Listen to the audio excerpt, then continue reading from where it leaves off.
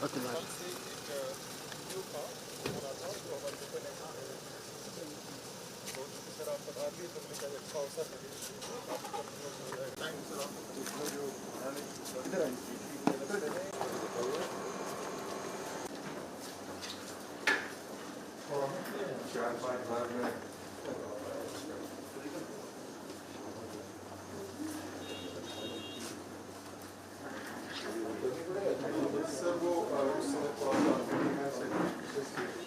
प्रवीण कुमार मिश्र भारतीय पुरातत्व सर्वेक्षण में निदेशक हूँ और यहाँ का प्रभार निदेशक के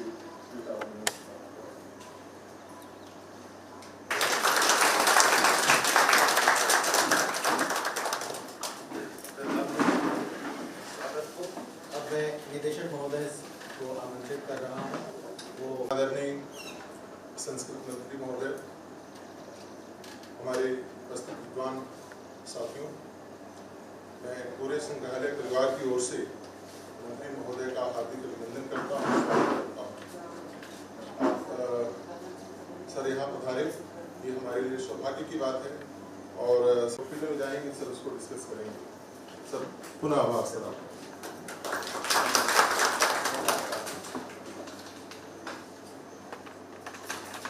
जो 10 मुक्ताकाश प्रदर्शनियाँ हैं, उसमें से 4 मुक्ताकाश प्रदर्शनियाँ भारत की जो आर्किटेक्चरल डाइवर्सिटी है उसको दिखाती है। Tribal habitat, Himalayan village, coastal village, desert village, और जो अमूर्त पक्ष है संस्कृति का, उसको मूर्त रूप में कैसे प्रदर्शित किया जा सकता है, इसको हम अपनी माइथोलॉजिकल ट्रेल एग्जीबिशन के माध्यम से दिखाते हैं। ये पूरी दुनिया का एकमात्र ऐसा संग्रहालय है जहाँ पर प्रागैतिहासिक काल के शैली है जो मानव और पर्यावरण के संबंध को दर्शाए। मेरा अनुरोध है आपसे कि आप इसका शुभारंभ करें।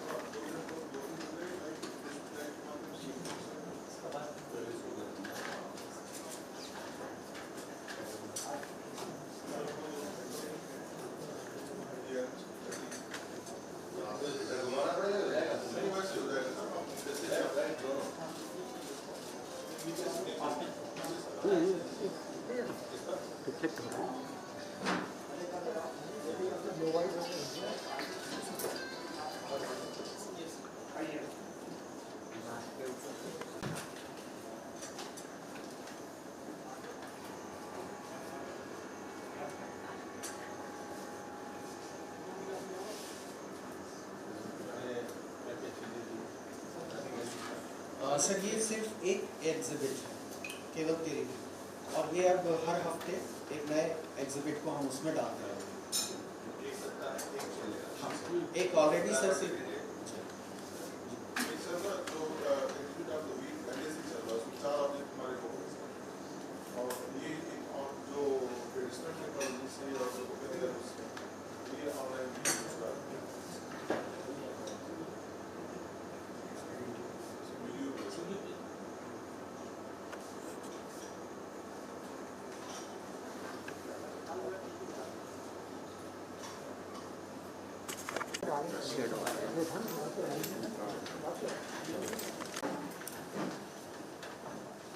विद्यार्थी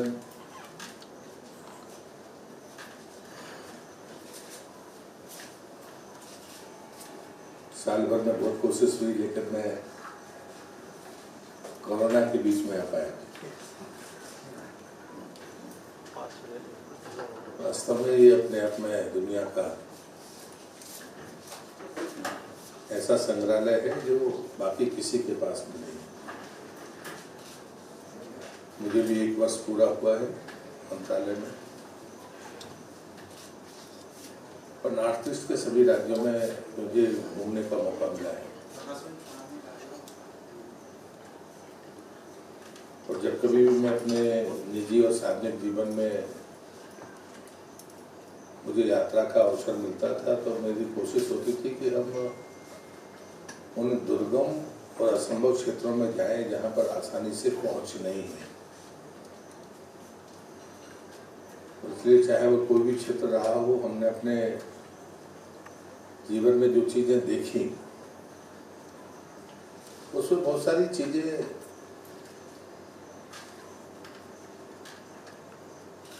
किन्हीं न किन्हीं कारणों से हम परिणाम तक नहीं पहुंचा सके हैं, ये साफ दिखता है।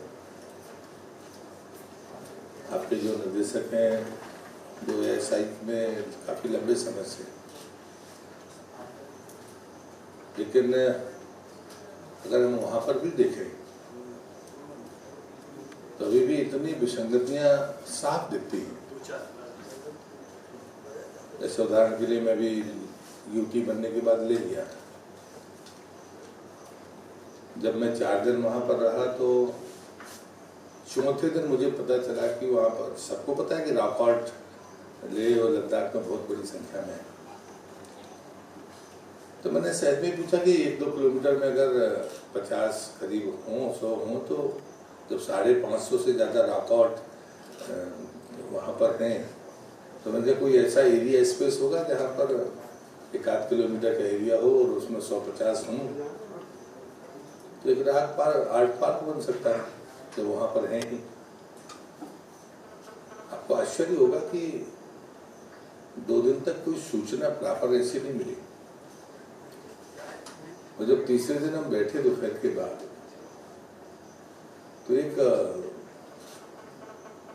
सोशल वर्कर ने एक मैप ला कर दिया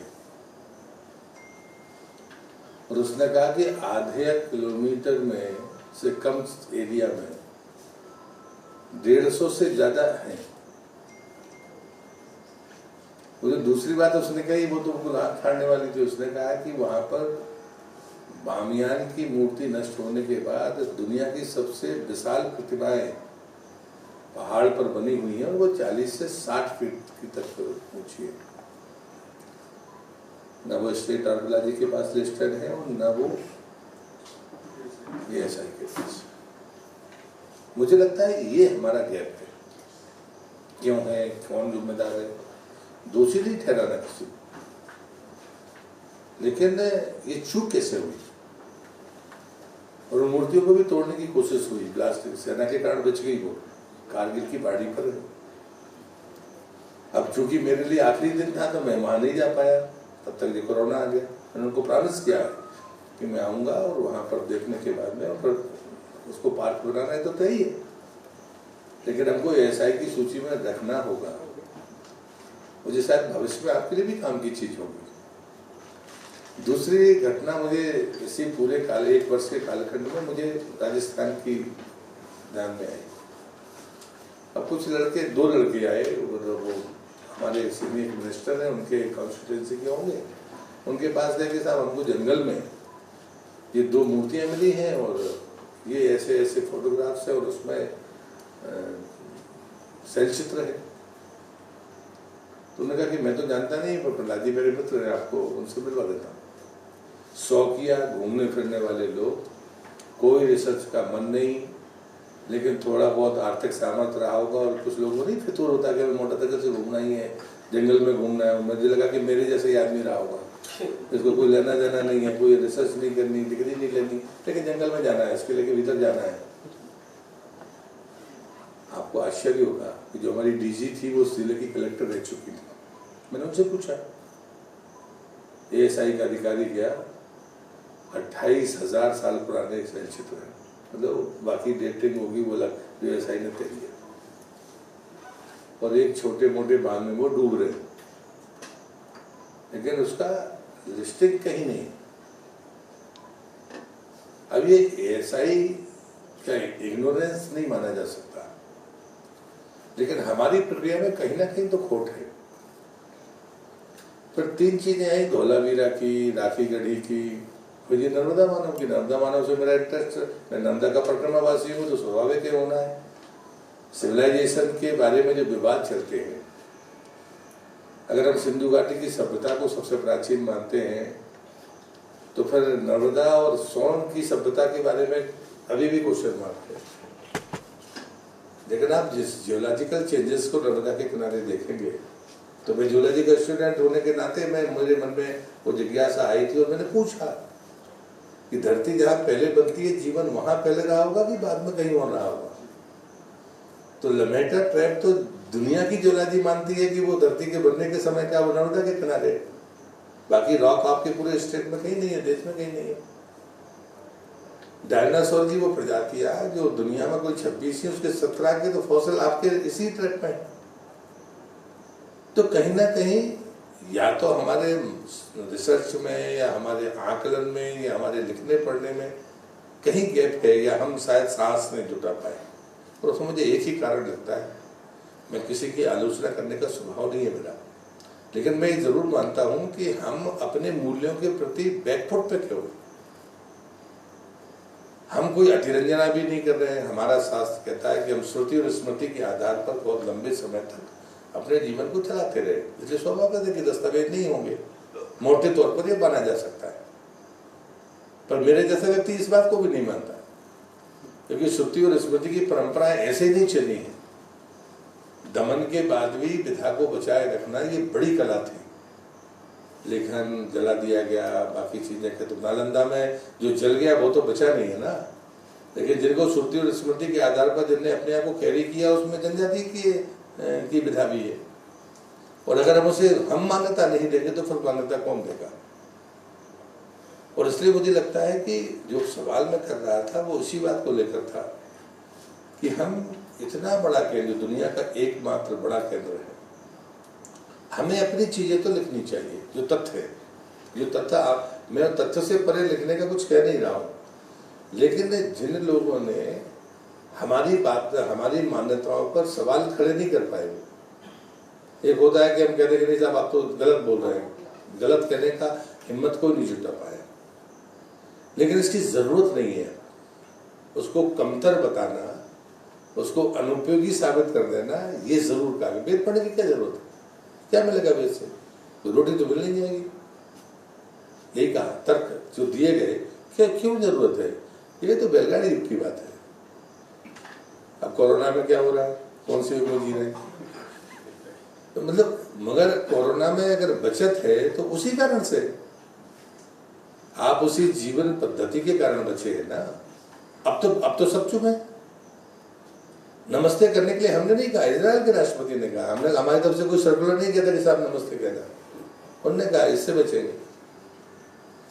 हम कहते थे कि साहब हम जाते हैं अगर मट्टी में किसी के दाह संस्कार में, तो पूरे गीले कपड़े करने के बाद ही आप घर में प्रवेश पा सकते हो।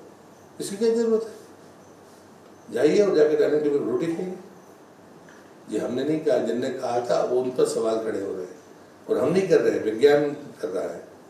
नहीं, ये गलत है। जूते पहन के रोटी क्यों नहीं खा सकते, अंदर क्यों नहीं जा सकते।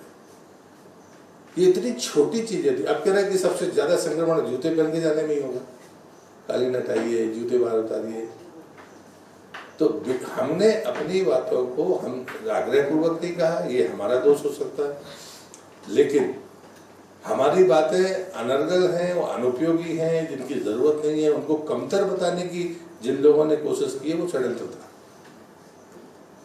और इसलिए जीवन पद्धति पर विचार करें, अच्छा बुरे पर क्यों, हमें नहीं पसंद है तो ना माने, लेकिन कम से कम उसको ईमानदारी से लिखो तो सही कि नहीं ये जीवन पद्धति है और उसके पीछे इनका तर्क था।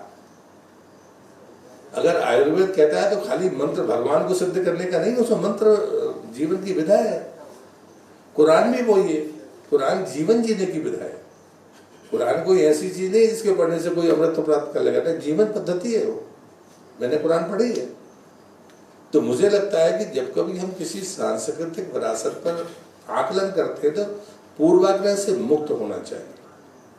और अगर हमें कोई कहीं से भी तथ्य लेने हैं तो तथ्यों के बारे में लिखना चाहिए, यहाँ से हमने ये तथ्य प्राप्त किए। पर कोई कहता कि नहीं ये तथ्य इससे ऊपर के भी है, तो फिर हमें सुधार करना चाहिए।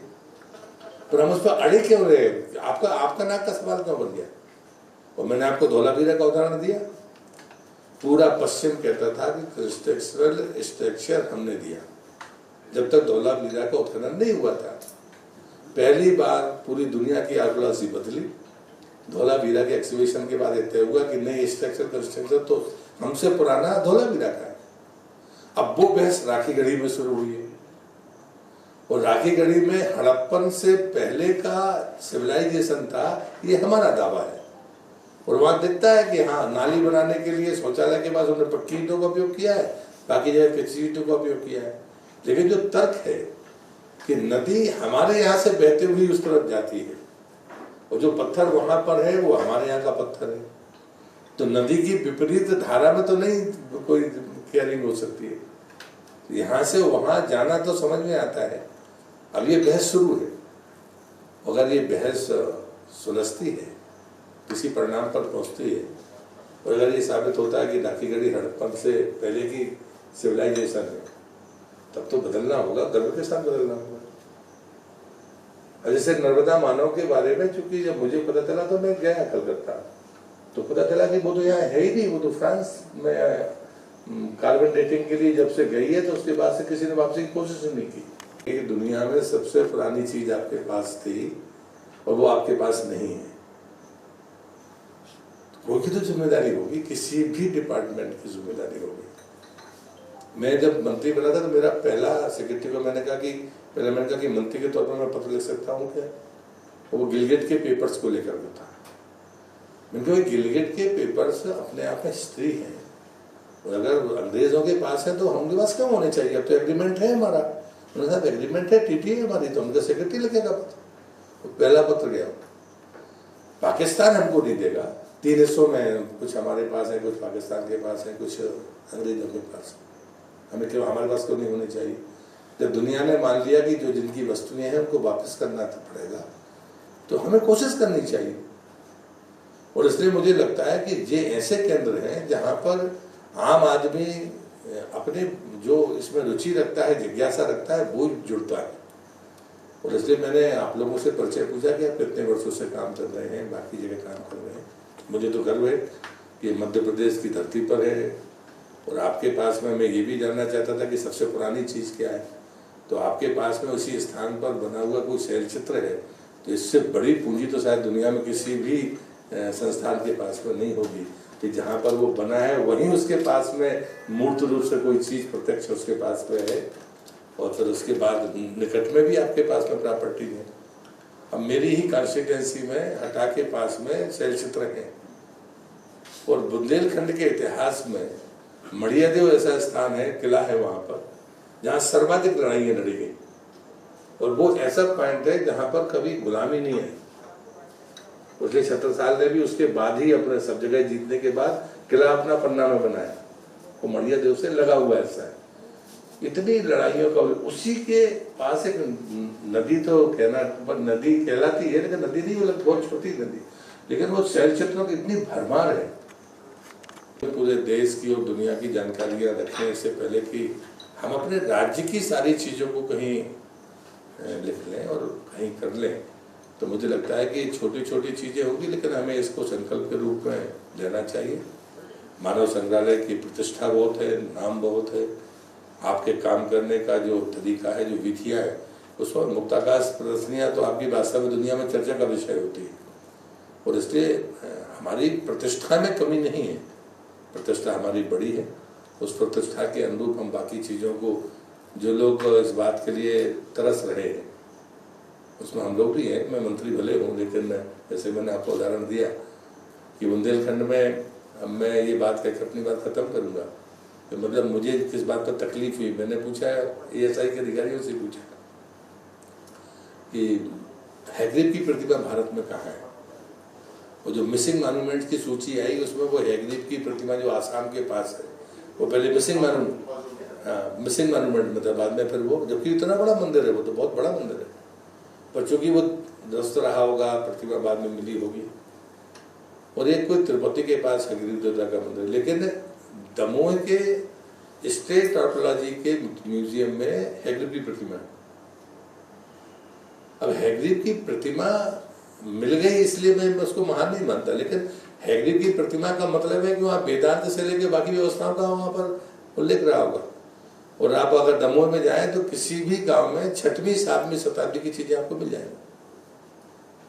और वहां पर 2 तो बड़े बड़े संकुल हैं जो कलचुरी काल के हैं, जो बिल्कुल बेहतर स्थिति में है, लेकिन 6वीं 7वीं शताब्दी की जो चीजें रखता है वहां पर वो कभी इस नाते नहीं जाना जाता, वो जिला, वो हमेशा पलायन के लिए जाना जाता है। अब ये कठिनाइयां होंगी, उसके पीछे जो कारण हो रहे होंगे, मैंने कहा कि परसेप्शन इसमें बदलना चाहिए। हमने कई बार आर्थिक लाभ विकास के लिए हमको कुछ मिल जाए, इसके लिए भी हम कुछ अतिरंजना के साथ में अपनी कमजोरियां बताते हैं। ऐसा समाज कभी गौरव प्राप्त नहीं करता, ऐसा मेरा मानना है। और इसलिए मैं तो आपसे ही निवेदन करूंगा कि हमारे इस विश्व स्तरीय संस्थान में कम से कम अगर मध्य प्रदेश के बारे में कोई आपसे जुड़े हुए विषयों पर जो लिस्टेड आपने किए हैं, इसमें कोई जानकारी बाहर ना रह जाए। अगर इतना भी हमने किया तो हम बड़ा काम करेंगे। मेरी शुभकामनाएं हैं। मैं यहाँ पर आया, बहुत बहुत धन्यवाद आप सबको।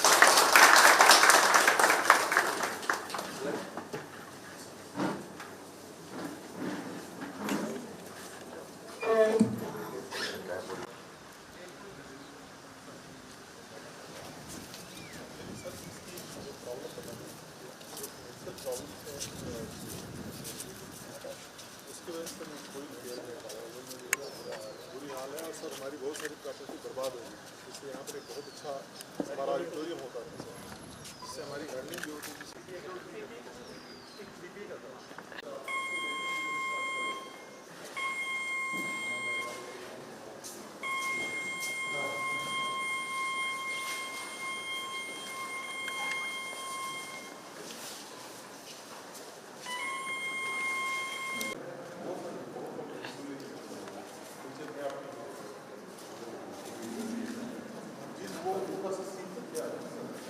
वही ऊपर वाटर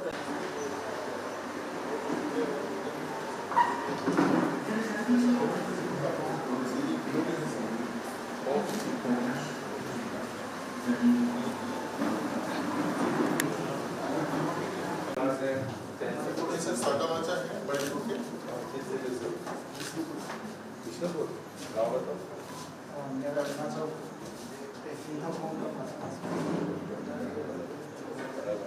हम लोग वहाँ समय रहते हैं वहाँ पर भाई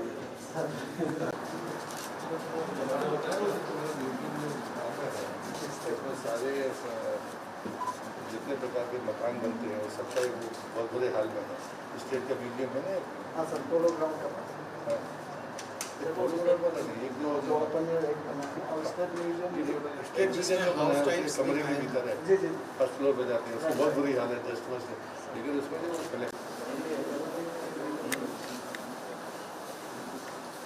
यही बना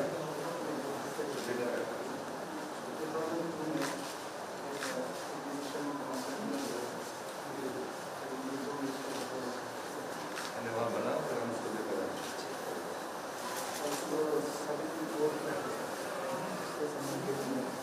मणिपुर का तो मुझे बताओ, मणिपुर का कैसे बताया बोतल का घर पर हो गया।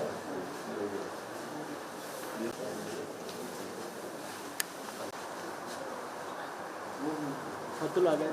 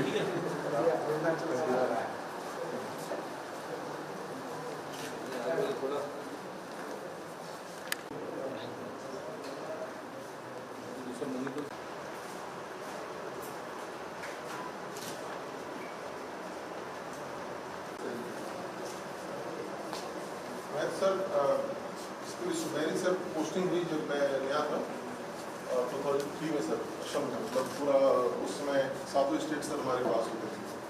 ये तो हमारे यहाँ उधर कर लो हाँ। और डिफरेंट हमारे यहाँ नहीं कहते हैं। इनमें भी कोई ज़्यादा अंतर नहीं है। अलियर थोड़ा शादी मार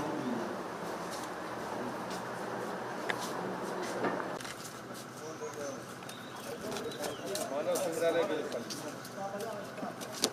आराम सर कर्मा सर के पास चलो फटाफट करो फटाफट